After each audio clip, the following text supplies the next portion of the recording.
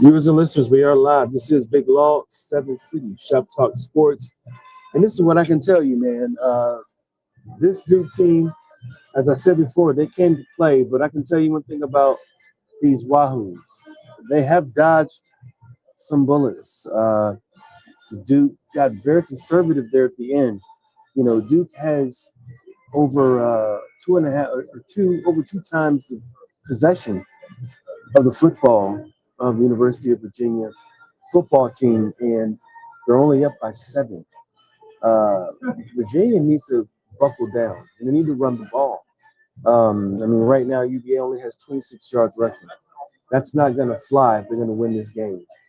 And, of course, last game, I believe the team ran for over 200 yards, being that Jamari Taylor was the star of it when he did run for all those yards.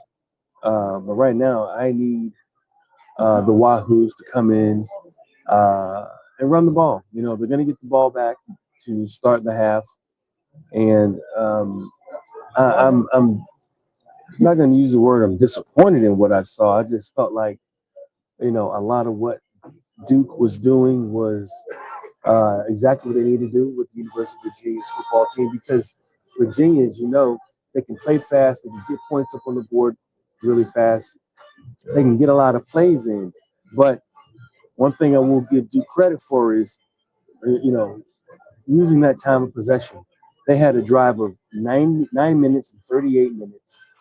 9 minutes, 38 seconds, 8 minutes and 2 seconds. They said those are the 2 longest drives in ACC championship history. So that right there kind of gives you an idea of what their focus and what their plan was. Their plan is to drown out the University of Virginia's offense and, you know, really make them one-dimensional throwing the ball. And they've done that pretty good, somewhat. But, you know, Duke has 170 yards, you know, and for the most part, they're kind of keeping Mintz somewhat bottled in. The 2 touchdowns that Duke has scored was really based off of broken tackles. You know, between the tight end on the first touchdown going in, he broke about 2 or 3 tackles to get to the end zone. Then Shepard, their star running back, broke 3 or 4 tackles himself, you know, on a long one. What's going on, cousin? That is Lavelle Wilder, the best barber in the 757. Thank you for tuning in as well. What's going on, Chris? He says, Big Law, we're not looking like, no, we haven't seen this all year. You're right. I do understand. I do identify with that, you know, but they got to run the ball. They got to get to the basics of Herman. I get what you're saying, Herman. As we said before, he said, no, this isn't a Dez thing. This is not a Dez Kitchens issue. I know a lot of folks have had some issues with Coach Kitchens, but Herman, this is not a Coach Kitchens issue. They've only had the ball 9 minutes and 31 seconds for the whole half. What they need to do is continue to run the ball. The defense needs to get those stops. Duke has converted on 3 fourth downs, and you know that is really what's keeping this game with Duke leading right now. What's going on, Tim? Kind of similar to UVA basketball strategy with Bennett. Yeah. Well, that's what Duke is doing. You know, Duke is drowning out. Yeah, and that's a really good analysis there, Tim. Duke is definitely playing the Tony Bennett game plan right there, and yeah, they're drowning out this Wahoo squad, because you know the Wahoos can play quick. You know, they play with a turbo. I call it a turbo tempo.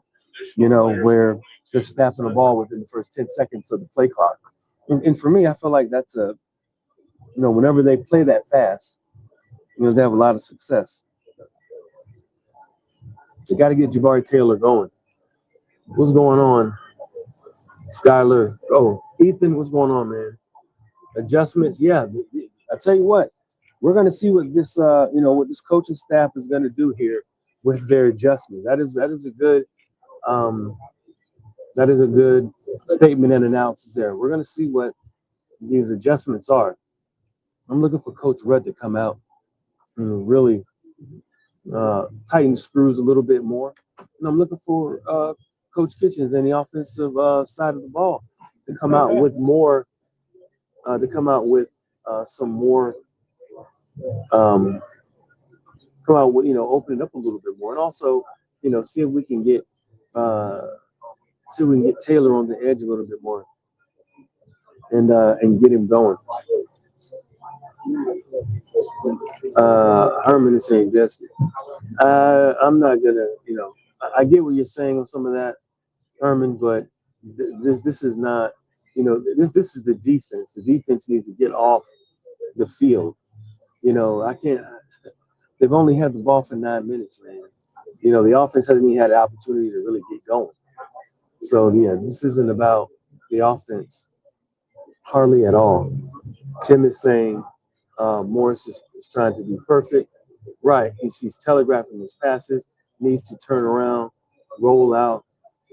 Yeah, I mean that's what I'm trying to say as well, Tim. They need to run the ball. They need to simplify it a little bit more. But I'm just looking at the defense. They are giving up. It's what is it? The bend but don't break defense, but they're doing the bend but don't break, but they're giving up a couple scores. Excuse me. This is my double dip. This is my second leg of my double dip. Sorry for the yawn, everybody. But I am running on fumes a little bit here. It's 10:04, and I've been running around the city of Charlotte since about 7 o'clock this morning. And of course, we had the game at noon. Had to be at the basketball stadium at 9 by 9:30 ish. So we can get everything set up and get our passes and all. So yeah. This is Queen City Double Dip, leg 2, and Virginia had their work cut out, and they got some things they have to take care of here. One thing about Will Bettridge as well. Will Bettridge, our honorable mention kicker, he's been pretty accurate for the most part of the season, but when he misses, man, he misses bad. They need to get his confidence back going, get his rhythm, get him back in rhythm, because by the way things are going, it looks like he's going to be needed. So Ethan Skylar and Sowers is saying, I'd like to open the drive. Play action. Yeah, they need to take a deep shot. That is definitely the case. I just don't think that. Here they go. Looks like everybody is coming back. We have 1 minute, 30 seconds before we get back to. That's what it looks like here. About 1 minute, 20 seconds. Kickers are finishing up their warm up. And looks like Duke's on the sideline here. Virginia has made it to the sideline as well. My man Nate the Great. How you been, Nate? He says definitely had them stopped minus the offsides, the first TD. That's right, and the fake punt. That's what they're definitely doing. The defense not the problem. Des Kitchens needs to pay attention. Duke gave up over 35 a game, so Law, you cannot comment on this, but everyone else. Well, I'm not gonna say that. I mean, I know you have a vendetta against him, but that's that's something else that I and I can tell you, I feel like this. I feel like this is not something that's a singular thing while the team is down right now. We'll leave it at that. This is not all on him. The defense needs to get some stops, not jump off sides.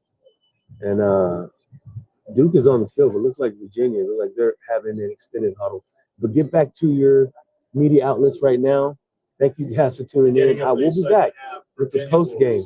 Looks like the guys are excited and hyped and ready to go. Let's get it.